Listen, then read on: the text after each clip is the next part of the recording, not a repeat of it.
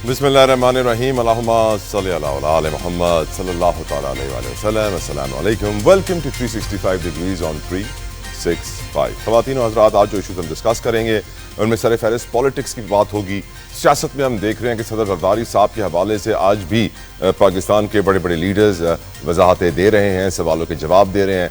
इस सवाल का जवाब तो पीपल्स पार्टी की जानिब से वाज़ेह तौर पर आ गया है कि कोई साजिश नहीं हो रही। PMLN ने भी कह दिया कोई साजिश नहीं हो रही, लेकिन ये सवाल मर नहीं रहा। ये सवाल बहुत ज़्यादा डिस्कस हो रहा है। लोग सोच रहे हैं कि होने क्या वाला है, अगर होगा तो कैसे होगा, कौन करेगा। तो क्या आसाराइयों का बाजार गर्म है, इसके बारे में आज हम गुफ्तगू करेंगे।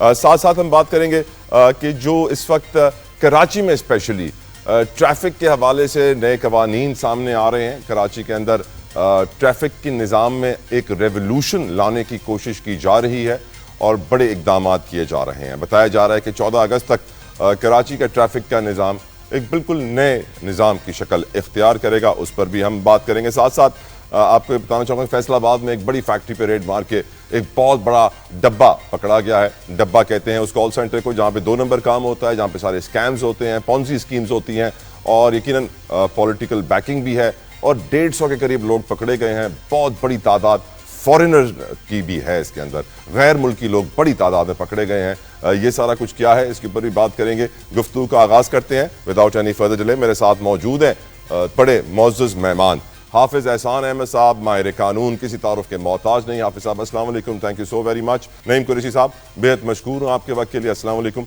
आप तीनों हजरात का शुक्रिया। गुफ्तगू का आगाज़ करना चाहूँगा हाफिज़ एहसान अहमद साहब आपसे। आपकी नज़र में इस सवाल का जवाब पीपल्स पार्टी ने भी दे दिया, PMLN ने भी दे दिया, आज मोहसिन नकवी साहब ने भी दे दिया कि सदर जरदारी के खिलाफ जो बातें हो रही हैं वो बेबुनियाद हैं, मन घड़त हैं। इवन दो कि एक सदर मुमलिकत के हवाले से ऐसी फेक न्यूज़ फैलाना, पीका एक्ट को एक्शन में आना चाहिए था, लेकिन यहाँ पीका एक्ट आराम कर रहा है। आप क्या समझते हैं हाफिज़ साहब, क्या वजह है?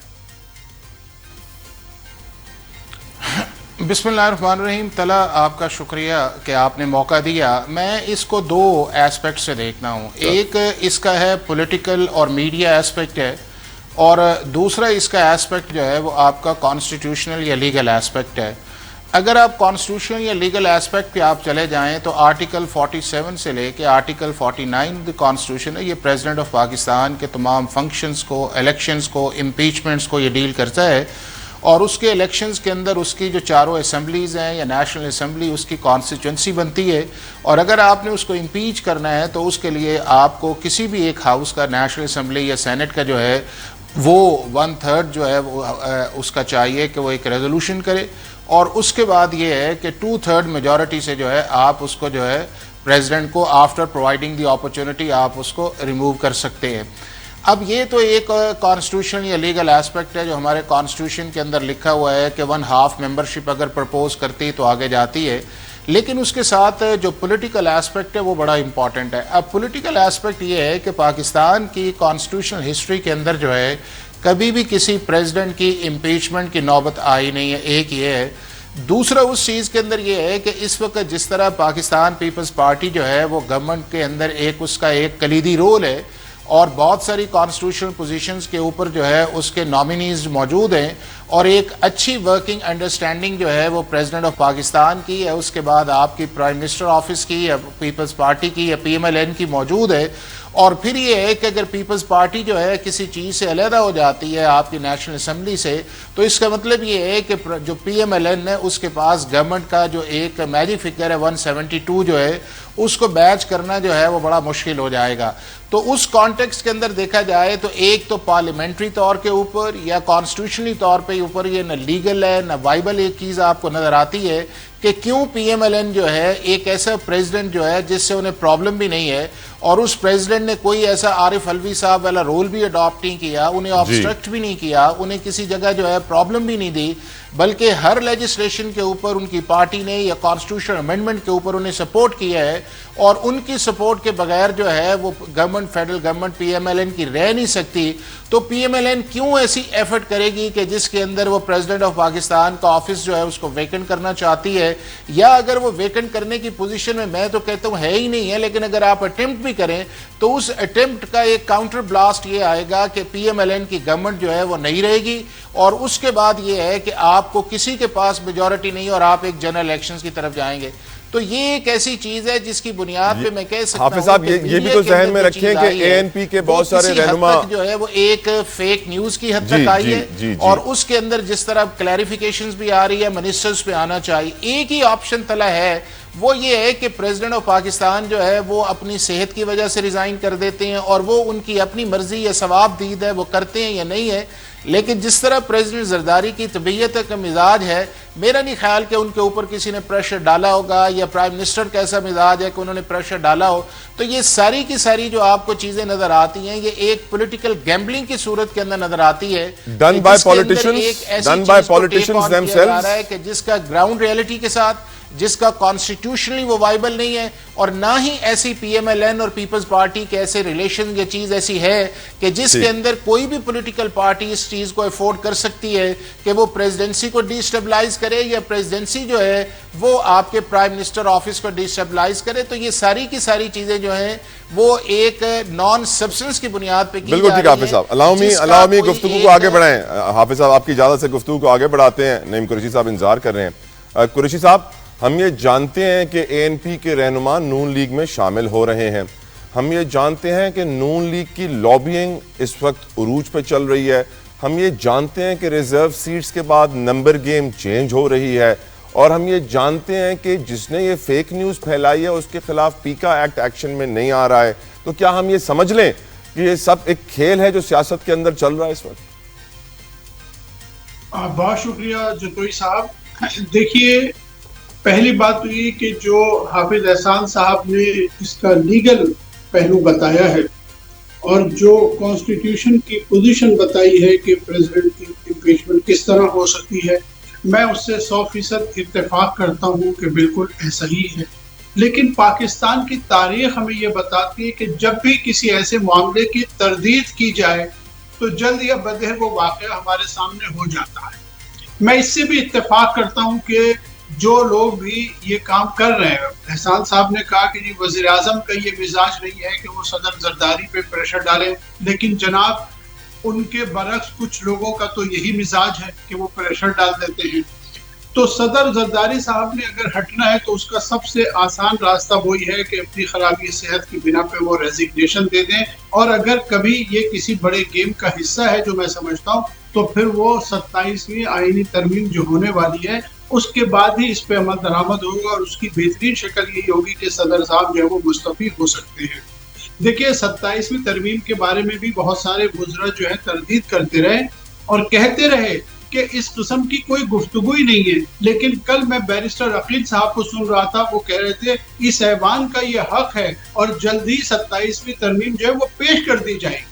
ये मैं आपको कल की मिसाल दे रहा हूँ, ताज़ा तरीन मिसाल दे रहा हूँ कि ये तरदीद करते रहे कि 27वीं तरमीम जो है कुछ भी नहीं है, ये सिर्फ PTI वाले कह रहे हैं, लेकिन कल उन्होंने इस बात का इकरार कर दिया। अब दूसरी बात यह है कि जहां तक आपने फरमाया कि मुस्लिम लीग नून की क्या पोजीशन है, यही बड़ा गेम है कि मुस्लिम लीग नून जो है वो पीपल्स पार्टी से जब तक उन्होंने फायदा उठाया, लेकिन अब वो इनसे अलहदगी इख्तियार कर सकते हैं। आपको पता है कि मुस्लिम लीग के इख्तिदार की बुनियाद सिर्फ पीपल्स पार्टी की सपोर्ट ही नहीं है और दीगर सपोर्ट भी शामिल है, और उन्हीं सपोर्ट के साथ मिलके ये सब कुछ प्रेसिडेंट जरदारी साहब के साथ हो भी सकता है। इम्पीचमेंट नहीं होगी, लेकिन किसी भी तरीके से वो रिजिग्नेशन देने पे आमादा हो सकते हैं, और मुझे ऐसा लगता है, हो सकता है मैं गलत साबित हूँ, लेकिन मुझे ऐसा लगता है कि ये एक बड़ा गेम है जो 27वीं आईनी तरमीम के बाद हमारे सामने खुलकर आ जाएगा, और कोशिश यही की जाएगी कि सदर जरदारी को रिजिग्नेशन पे मजबूर किया जाए। बिल्कुल ठीक। अब आम लोग जो चाय ढाबे पे बैठे हुए हैं, दोस्तों यारों की जो महफिलें हैं, वहां पर अब ये गुफ्तगू यहाँ तक पहुंच चुकी है कि जरदारी साहब जा रहे हैं, नवाज शरीफ साहब आ रहे हैं, लेकिन यकीनन time will tell what is the reality. इस वक्त तक तो तरदीद की जा रही है इस खबर की। हाफिज एहसान अहमद साहब, अगर मैं मीडिया के किसी प्लेटफॉर्म पर बैठकर صدر مملکت کے بارے میں فیک نیوز پھیلاؤں تو مجھے یقین ہے کہ مجھے تو پکڑ لیا جائے گا. اس دفعہ جو اتنی بڑی فیک نیوز کی جڑ ہے اس کے خلاف پیکا ایکٹ ایکشن میں نہیں آ رہا. کیا یہ ثبوت کافی نہیں ہے کہ یہ سب کچھ ایک سسٹم کے تحت کیا جا رہا ہے؟ دیکھیں طلع، ایک تو بڑی واضح بات یہ ہے کہ پاکستان کا جو نظام مملکت ہے وہ سارے کے سارا جو ہے جو ہیڈ آف سٹیٹ ہے وہ پریزیڈنٹ آف پاکستان ہے. اور پریزیڈنٹ آف پاکستان کا اگر آپ کریکٹر دیکھیں کہ جو ان کا 2008 کے اندر ایک کانسٹیٹیوشنل فنکشنز جو انہوں نے کریکٹر اڈاپٹ کیا تھا، وہ بھی اس کے اندر پارلیمنٹ آپ کی اسٹرینتھ ہوئی تھی اور بہت ساری جو پاس تھیں وہ انہوں نے واپس کی تھیں پارلیمنٹ کو، اور ایک سموتھ فنکشنز کے اندر جو ہے وہ پیپلز پارٹی نے اپنی پہلی ٹرم کو پورا کیا تھا. ابھی بھی آپ اس چیز کے اندر دیکھیں کہ کوئی ایسی لیجسلیٹو پرابلم نہیں ہے کہ جو پارلیمنٹ کو کہ جس کے اندر پریزیڈنٹ آف پاکستان جو ہے انہیں ڈسٹرپٹ کرے، ڈیلے کرے ان چیزوں کے اندر، یا اس کے بعد ان چیزوں کو اس طرح لے کے جائے کہ جس طرح ایک کانسٹیٹیوشنل کنفیوژن کی طرف جائے. اب جس کی طرف آپ نے اشارہ کیا ہے، ڈیفینیٹلی ان چیزوں کو اب انویسٹیگیٹ ہونا چاہیے کہ اگر کسی ملک کے ہیڈ آف سٹیٹ کے متعلق جو ہے یہ بات کی جاتی ہے اور پھر اس کو جو ہے سپریڈ کیا جاتا ہے کہ یہ چیزیں جو ہیں وہ اس طرح ہو رہی ہیں، تو انویسٹیگیٹ ہونی چاہیے. اور اسی کے لیے جو ہے میں آپ کو بتاؤں کہ جب آپ کا 2016 کا پیکا لا بنا تھا تو اس وقت فیک نیوز کو ہم نے ڈیفائن نہیں کیا تھا. اب امینڈمنٹس آئی ہیں، اس کے اندر فیک نیوز کو ڈیفائن کیا ہے، اس کی سپریڈ کو ڈیفائن کیا ہے کہ اگر اس کو آگے ڈسیمینیٹ کرتا ہے تو یہ پاکستان پیکا ایکٹ کے اندر یہ ایک اوفینس ہے. اب اس کی ذمہ داری جو ہے ڈیفینیٹلی دو چیزوں پہ آتی ہے، یا یہ ہے کہ پریزیڈنٹ آفس جو ہے وہ اس کا کمپلینٹ ہو سکتا ہے، اور دوسرا یہ ہے کہ پریزیڈنٹ آفس کسی کو آتھورائز کر دے، یا منسٹری آف انٹیریئر جو ہے وہ یہ سمجھتی ہے کہ اس طرح کے معاملات کو جب آپ لے کے آئے ہیں جن کا حقیقت سے کوئی تعلق نہیں ہے اور بنیادی طور پہ آپ اس ملک کے اندر انویسٹیگیشن نہ ہونا کیا ثابت کرتا ہے حافظ صاحب؟ انویسٹیگیشن نہ ہونا کیا ثابت کرتا ہے حافظ صاحب؟ مداوا جو ہے وہ ہونا چاہیے اور کسی نہ کسی نتیجے پہ اس کو لے کے جانا چاہیے. یہ بڑی ایک اہم چیز ہے کہ ایک ایسی چیز جو ہے جس کو آپ پریزیڈنٹ آفس سے منسوب کر رہے ہیں جس کا ابھی تک حقیقت سے تعلق نہیں ہے، اور پرائمریلی آپ اس چیز پہ فوکس کر رہے ہیں کہ پریزیڈنٹ آفس سے پریزیڈنٹ زرداری کو نکالا جا رہا ہے. اور جس طرح میں نے آپ کو ایک کانسٹیٹیوشنل میکانزم کہا کہ اس کانسٹیٹیوشنل میکانزم کے اندر نہ گورنمنٹ کے پاس وہ اکثریت ہے. بالکل ٹھیک، پوائنٹ ٹیکن. الاؤ می، میں قریشی صاحب کی طرف جاؤں. الاؤ می حافظ صاحب. قریشی صاحب، پی ٹی آئی کا تھوڑا ذکر کرنا چاہتا ہوں. فیملی ان فرنٹ آ رہی ہے احتجاج کو لیڈ کرنے کے لیے. پاکستان کی ہسٹری دیکھیں یا دنیا کی ہسٹری دیکھیں تو آپ کو کتنے ایسے لیڈرز ملتے ہیں کہ جب وہ اسیری میں آ گئے، قید میں آ گئے، تو ان کی فیملیز نے ان کے لیے تحریک چلائی. اس کے اوپر بات کیجیے گا. اور آپ کی نظر میں P T I, Imran Khan صاحب کی فیملی، ان کے بیٹے آئیں گے اور پروٹیسٹ کو لیڈ کریں گے، what difference will it make? Qureshi صاحب. شکریہ. دیکھیے، بات یہ ہے کہ تاریخ میں ہمیں ایسے بہت سارے واقعات ملتے ہیں. ہمارے اپنے پاکستان میں ظاہر ہے کہ ایسی بڑی مثالیں ہیں. بھٹو صاحب کے بعد آپ نے دیکھا بینظیر بھٹو صاحب آئی، اس وقت وہ سیاست میں نہیں تھی، وہ تو پڑھ رہی تھی. پھر نصرت بھٹو صاحب سیاست میں آئی. ایک قلیل مدت کے لیے محترمہ کلثوم نواز صاحبہ بھی آئیں جب نواز شریف صاحب جیل میں تھے. تو اس کے لیے ہمیں کوئی بہت بڑی تاریخ کھنگالنے کی ضرورت نہیں ہے. پاکستان کی اپنی تاریخ میں موجود ہے کہ خواتین کا کردار رہا ہے، فیملی کا کردار رہا ہے. اب دیکھیے، بات یہ ہے کہ ہمارے ہاں منافقت جو ہے نا اس وقت بہت عروج پہ ہے. بات یہ ہے کہ اگر عمران صاحب کے بیٹے آ رہے ہیں تو انہیں آنے دیا جائے، اس میں ایسا کون سا مسئلہ ہے. لیکن آپ دیکھ رہے ہیں کہ سارے مسلم لیگ کے وزراء جو ہیں وہ اس قدر پریشان ہیں کہ جیسے پتہ نہیں اب یہ بچوں سے بھی پریشان ہونے لگے. آپ کو سن کے حیرت ہوگی، 24 مئی کو ابھی 2 مہینے بھی نہیں ہوئے، 24 مئی کو محترمہ مریم نواز صاحبہ نے ایک تقریر کے دوران میں یہ کہا تھا کہ عمران صاحب کے بچے کہاں ہیں، وہ پاکستان کیوں نہیں آتے، وہ اگر پاکستان آئے تو ہم سمجھیں گے کہ یہ واقعی کچھ کام کر رہے ہیں، یہ انقلاب کے لیے کام کر رہے ہیں. آج ان کے بچے آ رہے ہیں تو اب یہاں کے وزراء کہہ رہے ہیں ہم انہیں گرفتار کر لیں گے. ہماری سیاست اب اس نہج پر پہنچ گئی ہے. اور بات یہ ہے کہ ان کے آنے سے یقیناً فرق پڑے گا. یہ بہت خوش آئند بات ہے، بہت اچھی بات ہے. ان کا پورا حق ہے کہ وہ سیاست میں آئیں، سے اپنا کردار ادا کریں. اگر وہ اپنے والد کی رہائی کے لیے کام کر سکتے ہیں، اگر اپنی والد کی پارٹی میں کوئی کام کر سکتے ہیں تو انہیں حق ہے.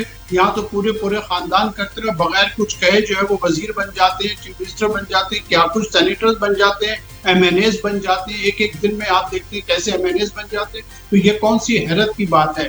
لیکن اصل چیز دیکھنے کی یہ ہے کہ اس وقت پاکستان میں آپ کو یاد ہوگا کہ آپ ہی کے پروگرام میں ہم لوگ یہ بات کب سے کر رہے ہیں کہ ملک میں سیاسی عدم استحکام ہے، ملک میں استحکام بالکل بھی نہیں ہے، ہماری معیشت کا ہے یہ بھی ہمارے سامنے ہے، صرف پبلسٹی میں ہمیں معیشت نظر آ رہی ہے ورنہ حقیقت یہ ہے کہ معیشت ہمیں کہیں نظر نہیں آ رہی، یہی ساری صورتحال ہے۔ اور اگر یہ صورتحال برقرار رہی تو پاکستان میں سیاسی عدم استحکام بھی رہے گا اور معیشت کی وہی صورتحال ہے کہ شوگر ایکسپورٹ ہوگی، اس میں لوگ شوگر مافیا پیسے کمائے گی، پھر شوگر امپورٹ ہوگی اس میں پیسے کمائیں گے، پھر آپ دیکھیں کہ کھربوں روپے کی کرپشن پنجاب میں، کھربوں روپے کی کرپشن وفاقی حکومت کر رہی ہے، اور ظاہر ہے کہ جب حکومتیں یہ سب کر رہی ہیں تو وہاں کال سینٹرز بھی ہوں گے، کال سینٹرز میں جو صاحب ہیں وہ واگڈا کے فیض کو یا واگڈا کے سابق چیئرمین بھی رہے ہیں، مسلم لیگ نون سے ان کا تعلق بھی ظاہر کیا جا رہا ہے، تو پورا ملک جو ہے اس وقت ایک میس کی شکل اختیار کر گیا ہے، کسی قسم کا کوئی استحکام نہیں ہے۔ اور ایک بات میں آپ کو ایک بات ضرور کہنا چاہتا ہوں، ایک منٹ دے دیجیے، جو بات جتوئی صاحب آپ کہہ رہے ہیں کہ فیک نیوز، دیکھیں اور آپ نے کہا کہ جی یہ پیکا ایکٹ جو کام نہیں کر رہا، آپ کو جناب یہ بات معلوم ہونی چاہیے کہ پنجاب میں پیکا ایکٹ کے تحت ایک دن میں 23 FIRs کاٹی گئی ہیں، اور اس میں سب کا پیٹرن ایک ہی ہے، ایک ہی انداز میں یہ ہے کہ ایک شخص ہے وہ اپنے 2 دوستوں کے ساتھ ویڈیو دیکھ رہا تھا، اور ویڈیو میں یہ شخص ملک کے خلاف، چیف منسٹر پنجاب کے خلاف، اسٹیبلشمنٹ کے خلاف گفتگو کر رہا تھا۔ ایک دن میں 23 FIRs کاٹی گئی ہیں۔ دوسری بات یہ ہے کہ یہ فیک نیوز نہیں ہے، صدر زرداری صاحب کے بارے میں جو گفتگو کی گئی ہے یہ فیک نیوز کی تاریخ میں ہرگز نہیں آتی، یہ ملک کے بڑے جیت صحافیوں نے ایک خبر دی ہے، ایک اندازہ ہے، اسپیکولیشن ہے، اور سیاسی رہنماؤں کے بارے میں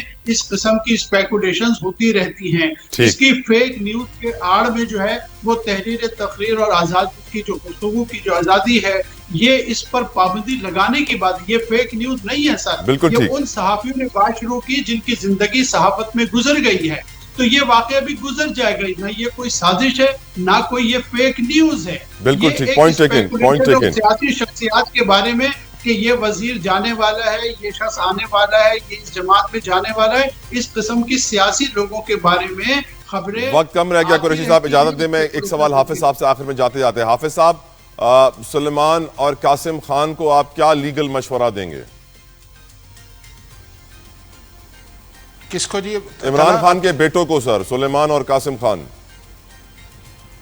اچھا طلع، میں اس کے اندر یہ کہوں گا کہ میرا نہیں خیال ہے کہ وہ نوبت آئے گی کہ وہ پاکستان کی طرف آئیں گے، چونکہ یہ ہے کہ پی ٹی آئی کا ایک نیریٹو یہ ہے کہ جس کے اندر یہ ہے کہ ان کے اندر کوئی ایسی چیز نہیں ہے کہ جس سے اندر یہ کہا جائے کہ ایز اے موریسی پارٹی کے طور پہ آئے گی، اور کبھی بھی اس طرح نہیں ہوا طلع کہ پاکستان کے اندر پولیٹیکل میس موومنٹ کی وجہ سے جو ہے جو پولیٹیکل لیڈرز اگر ان پہ کیسز ہیں تو وہ فوراً جو ہے وہ گورنمنٹ سرنڈر کرتی ہے یا ان کو واپس لے کے آتی ہے۔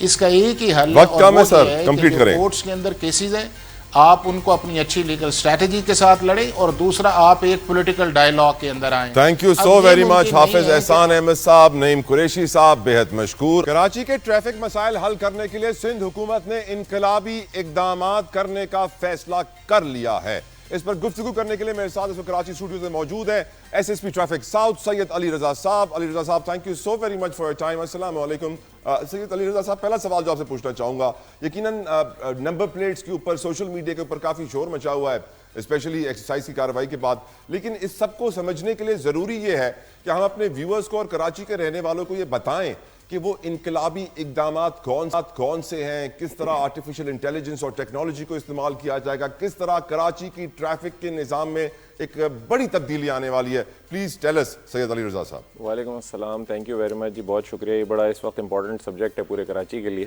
انفیکٹ پورے سندھ کے لیے، کیونکہ سندھ حکومت نے ایک بڑا زبردست اسٹیپ لیا ہے، اور جو اس کا بیک گراؤنڈ سے میں اسٹارٹ اگر کروں تو سندھ سیف سٹیز اتھارٹی کا قیام ہو چکا ہے، اور پھر اس کا لا آ چکا ہے، اور سیف سٹی پہ وہ کام شروع ہو چکا ہے، اور کراچی سیف سٹی اس وقت ٹیسٹ اینڈ ٹرائل کے مراحل سے بھی گزر چکا ہے، اور وہ کامیاب تجربے اس کے ہو چکے ہیں۔ میں آپ کو صرف اتنا بتاؤں کہ 55 کیمرے انسٹال ہوئے تھے جس پہ ٹیسٹ اینڈ ٹرائل ہوا تھا، اور اس پہ جب ڈمی چالانس کیے گئے تو ودن 24 days تقریباً 20,000 سے زیادہ وائلیشنز کیچ کی انہوں نے۔ تو کراچی کے سیف سٹی کا جو 3 سال کا پروجیکٹ ہے اس میں 5 فیزز میں جائے گا اور یہ تقریباً 12,000 کیمرے لگیں گے کراچی میں. اب آپ اندازہ لگا لیں گے جس وقت 12,000 کیمرے اپنے فلی آپریشنل ہوں گے انشاءاللہ, اور وہ جب یہ نمبر پلیٹ جو ANPR کیمریز ہیں یا فیشل ریکگنیشن والے کیمرے ہیں, جب ANPR کیمرہ کیچ کرے گا اس نمبر پلیٹ کو تو وہ بڑی تعداد میں چلان آٹومیٹڈ چلان ہوں گے اور لوگوں کے گھروں تک جائیں گے. کانسیپٹ یہ ہے کہ نمبر پلیٹ جو گورنمنٹ نے ایک نوٹیفائی کی ہے, اس کی ڈائمینشنز, اس کا سائز, اس کا فونٹ, ہر چیز نوٹیفائی ہے. آپ نے دیکھا ہوگا وائٹ کلر کی نمبر پلیٹ ہے جس پہ بلیک کلر سے لکھا ہوا ہے پرائیویٹ موٹر سائیکل اور گاڑیوں کے لیے. موٹر سائیکلوں کے لیے الگ نوٹیفائی کیا سائز, رکشہ ٹیکسی کے لیے الگ, رکشہ کے لیے الگ کیا ہے, پلس گاڑیوں کے لیے الگ سائز اور اس کا وہ ہے. ابھی ایکسائز ڈپارٹمنٹ نے بہت اپنے اسٹیپس لیے ہیں کہ لوگوں کو زیادہ سے زیادہ کم سے کم ٹائم میں زیادہ سے زیادہ نمبر پلیٹس ایشو کی جائیں. لیکن کراچی میں اس وقت موٹر سائیکلوں کی تعداد اگر خالی ہم لیں تو وہ تقریباً 44 لاکھ سے زیادہ موٹر سائیکلیں کراچی میں ہیں, اور ظاہر ہے ایک دن میں یہ مطلب نہیں پاسبل ہے کہ تمام 44 لاکھ موٹر سائیکلوں کو ایکسائز ڈپارٹمنٹ اٹھا کے نمبر پلیٹ ایشو کر دے.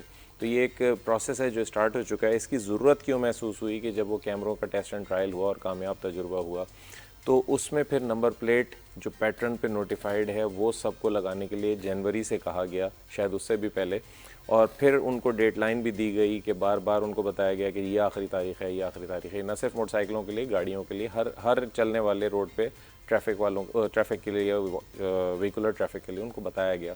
لیکن جب نہیں ہوا تو بقرعید کے فوراً بعد, چھٹیوں کے بعد, ایک جو ایکشن تھا ٹریفک پولیس کا وہ آیا کئی دفعہ موقع دینے کے باوجود, اور 10 تاریخ کو پچھلے مہینے سے سٹارٹ لیا گیا اور پھر یہ محرم سے پہلے اس کو اسٹاپ کیا گیا. تو آپ کو میں بتاؤں کہ تقریباً کراچی میں پہلے فیز میں موٹر سائیکلوں پہ زیادہ ایکشن ہوا, اور تقریباً 13,500 موٹر سائیکلز جن کو امپاؤنڈ یارڈ میں ڈیٹین کیا گیا, وہ موٹر سائیکل انہوں نے نمبر پلیٹ لگوائی, نمبر پلیٹ کے ساتھ ساتھ اپنے نام کرائی, اور نام کرانے کے بعد جب ان کو چھوڑا تو تقریباً آلموسٹ 12,000 کے لگ بھگ موٹر سائیکلیں یہ کمپلیٹ کرا کے پروسیس چھوڑی جا چکی ہیں. ایسا نہیں ہے کہ وہ ساری کی ساری ڈیٹین کی ہیں, لیکن ابھی بھی 1000+ موٹر سائیکلز ایسی ہیں جو مختلف امپاؤنڈ یارڈ میں کھڑی ہیں.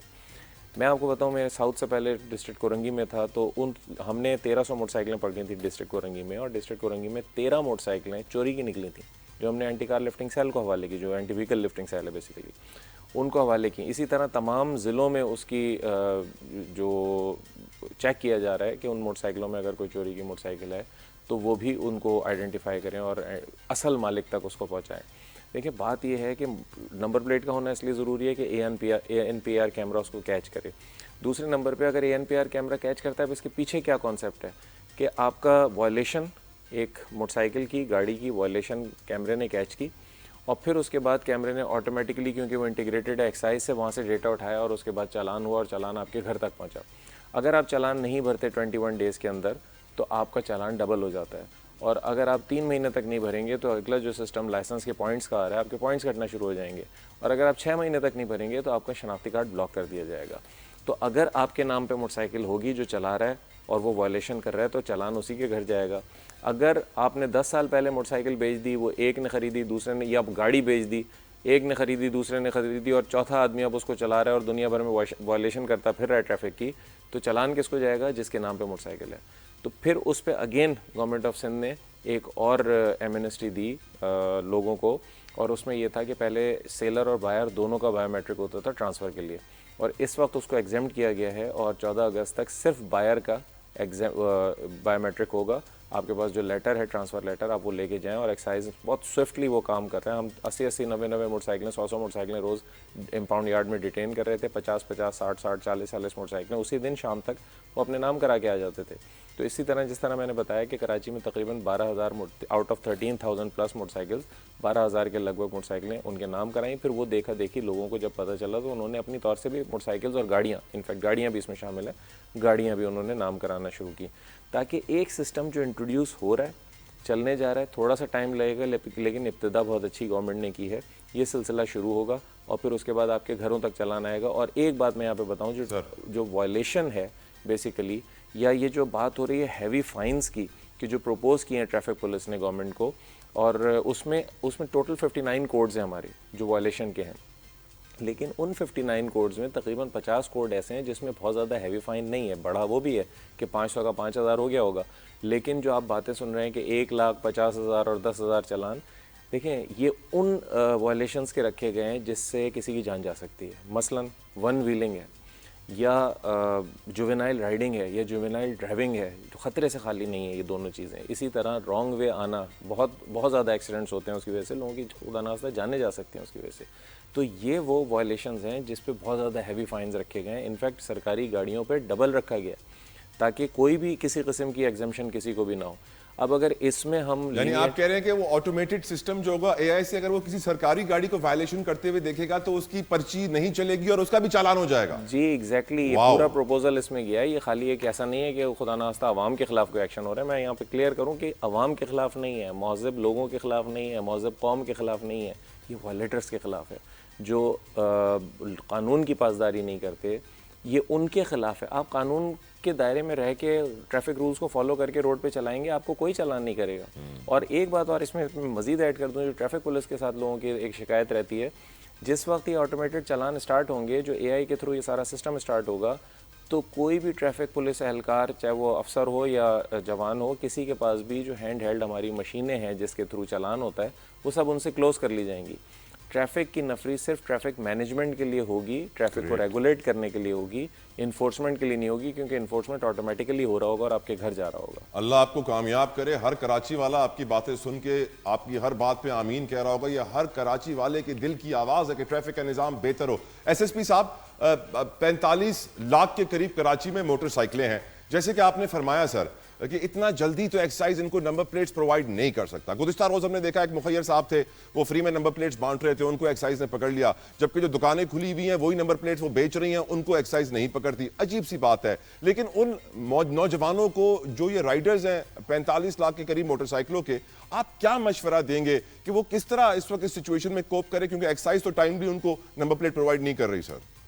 آفیشیلی تو یہی ہے کہ آپ نے ایکسائز سے نمبر پلیٹ ایشو کرانی ہے, چاہے وہ گاڑی ہو یا موٹر سائیکل. یہ خالی بات موٹر سائیکل کی نہیں ہو رہی. کراچی میں 6.6 ملین پلس ٹریفک ہے, والیوم جو ٹریفک ہے, انکلوڈنگ 4.4 ملین موٹر سائیکلز. لیکن اس میں اگر آپ, جیسے آپ نے دیکھا ہوگا پہلے مختلف علاقوں میں نمبر پلیٹ کی دکانیں ہیں جو فینسی نمبر پلیٹ بنا کے دیتے رہے ماضی میں, اس وقت ان کو بھی پابند کیا گیا ہے کہ کوئی فینسی نمبر پلیٹ آپ نہیں بنائیں گے. ڈی آئی جی ٹریفک نے بلا کے اپنے دفتر میں ان کے ساتھ میٹنگ کی, ان کو ڈائریکشنز دیں, اور اب وہ اس بات پہ آ گئے ہیں کہ وہ فینسی نمبر جو میٹل کی بنتی تھیں یا پلاسٹک کی بنتی تھیں یا کسی اور مٹیریل کی بنتی تھی ادر دین ایکچوئل, اب وہ صرف اجرک والی بنائیں گے. جی اب وہ دیکھیں, اس کا بھی نا ہم ایک غلط اینگل میں لے کے جا رہے ہیں. ہم, آپ یہ ذہن میں رکھیں کہ جب تک آپ کو ایکسائز ڈپارٹمنٹ سے ایشو نہیں ہوتی, تو آپ نمبر پلیٹ والے سے اسی سیم پیٹرن جو نوٹیفائڈ ہے اس کی آپ جیسی نمبر پلیٹ بنا لیں, تو آپ کو کوئی اس میں تنگ نہیں کرے گا. کیونکہ آپ کے پاس ایک جسٹیفیکیشن ہے کہ ابھی آپ کو اوریجنل ایشو نہیں ہوئی ہے. جب آپ کو اوریجنل ایشو ہو جائے گی تو آپ وہ جو آپ نے نمبر پلیٹ بنوا کے لگوائی ہے بازار سے, وہ آپ اتاریں گے اور اوریجنل لگوا لیں گے. لیکن ایسا نہیں ہے کہ آپ وہ نمبر پلیٹ بنوا لیں بازار سے اور پھر ایکسائز کے لیے اپلائی نہ کریں, وہ پھر آپ کا جرم ہوگا, وہ اس ضمن میں آئے گا کہ آپ وائلیٹرز میں آ رہے ہیں. تو آپ نے فی الحال جب تک آپ کی موٹر سائیکل پہ نمبر پلیٹ اوریجنل نہیں ایشو ہوتی, جب تک آپ بازار سے بنوا سکتے ہیں اور بنا کے اسی پیٹرن کی, اسی فونٹ کی, اسی سائز کی آپ کو لگانی ہوگی, جس پہ ایک بالکل ایگزیکٹلی ایسا ہے کہ ایک اجرک کا چھوٹا سا نشان ہے, کیونکہ سندھ ہے, سندھ کا کلچر ہے, سندھ کی پہچان ہے اجرک, تو اس لیے وہ نوٹیفیکیشن میں وہ ڈیزائن میں بھی اپروو کیا گیا ہے.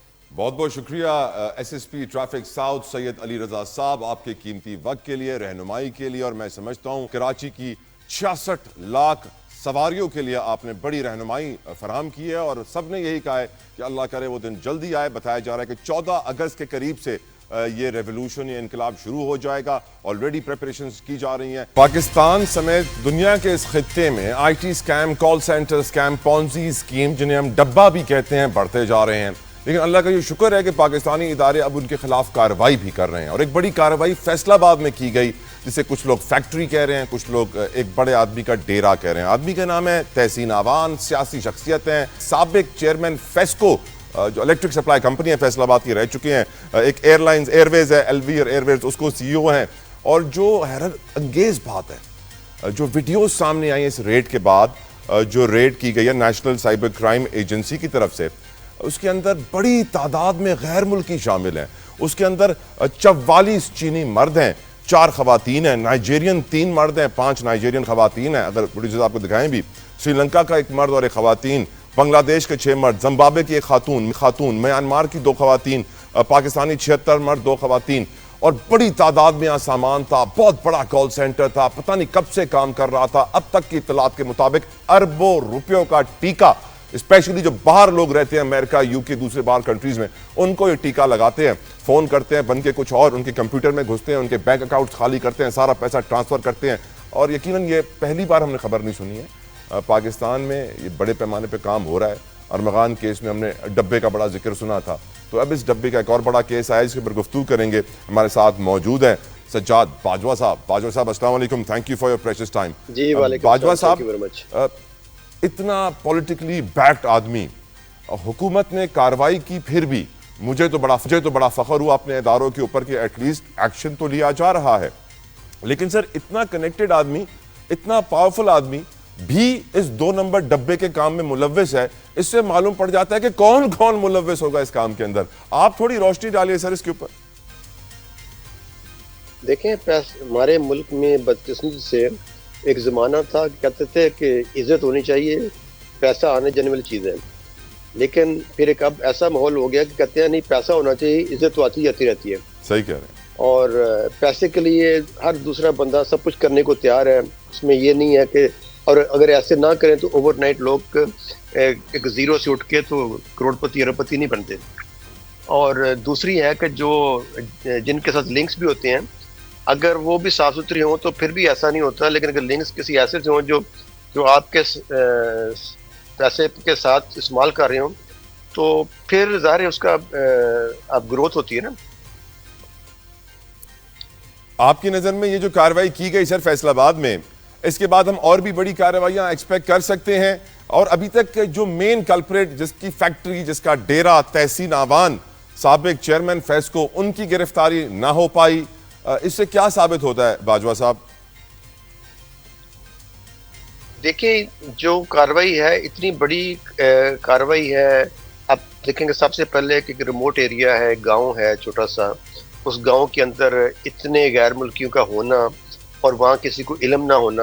अगर कोई 100 बंदा या 150 बंदा अगर काम कर रहा है, उसमें 60-70 लोग गैर मुल्की हैं, और उसमें जो गैर मुल्की भी विजिबल कम्युनिटी है, चाहे वो नाइजीरियन है, चाहे वो चाइनीज़ हैं, वो आ रहे थे, जा रहे थे, किसी ने नोटिस नहीं किया। और अगर वहाँ पे जाके इतना बड़े पैमाने पर रेड हुआ है, तो फिर पता होना चाहिए कि मालिक कहाँ पे है, उसकी भी पहले कोई ना कोई सर्वेलेंस की होगी। तो और उसके बाद है कि आप बाजवा साहब, एक सवाल बनता है यहाँ पे, एक सवाल आपकी इस बात करने पे बनता है।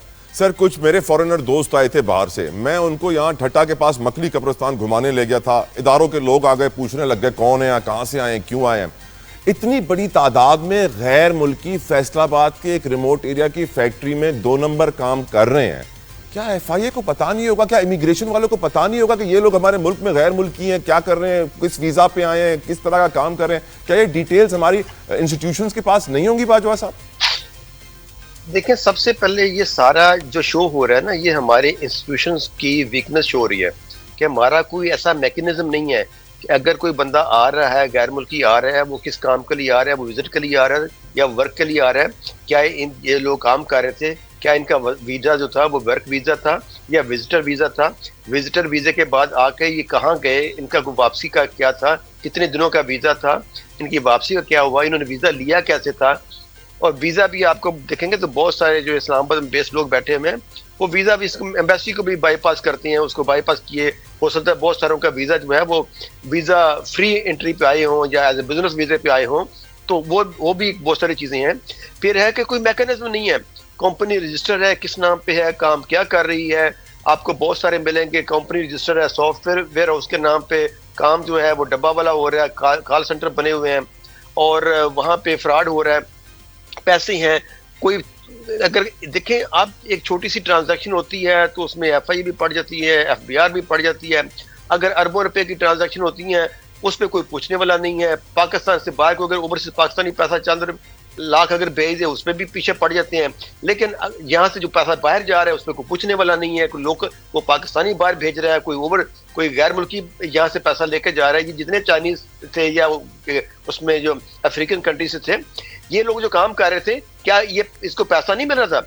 और पैसा ये कैसे लेके जा रहे थे और किस चैनल से लेकर? इसमें स्टेट बैंक है, इसमें SCCP है, उसमें FBR है, उसमें FIA है। اور یہ جو اتنا لمبے جو کام ہو رہا ہے اتنے لیول پہ کہ ایک گاؤں میں اگر یعنی 70-80 بندے جو ہیں غیر ملکی ہیں اور ان کو پوچھنے والا نہیں ہے وہ کیا کر رہے ہیں اور کتنے عرصے سے کام کر رہے تھے, کتنے عرصے سے وہ یہاں رہ رہے تھے, اور اس سے پہلے بھی لوگ آئے, کس کمپنی نے ویزا اسپانسر کیا, انہوں نے اسپانسر کیا, کسی اور نے اسپانسر کیا, اور انڈر وٹ جو ہے وہ انہوں نے انڈر دا گارب آف کو بزنس یا کس میں ان کو اسپانسر کیا, کمپنی کس نام سے رجسٹر کی. یہ بہت ساری چیزیں ہیں کہ جو ہمارے لوپ ہول جو ہیں وہ یہ ان کو شو کر رہی ہیں. بالکل ٹھیک, تھینک یو سجاد باجوہ صاحب آپ کے قیمتی وقت کے لیے, جزاک اللہ. ایک بات تو واضح ہے, رولنگ پارٹی کے ایک بڑے شخص کے خلاف کارروائی ہونا ہی اس بات کی نشاندہی ہے کہ اب ادارے اٹھ گئے ہیں, کارروائی کریں گے, لیکن تحسین اعوان صاحب کو بھی یقیناً اس کارروائی میں آنا پڑے گا. اگر ان کو نہیں گرفتار کیا جاتا, باقیوں کو گرفتار کیا جاتا ہے, تو دیٹ وونٹ بی رائٹ. مجھے اجازت دیجیے, آئی ول سی یو منڈے. انٹل دین, اللہ حافظ.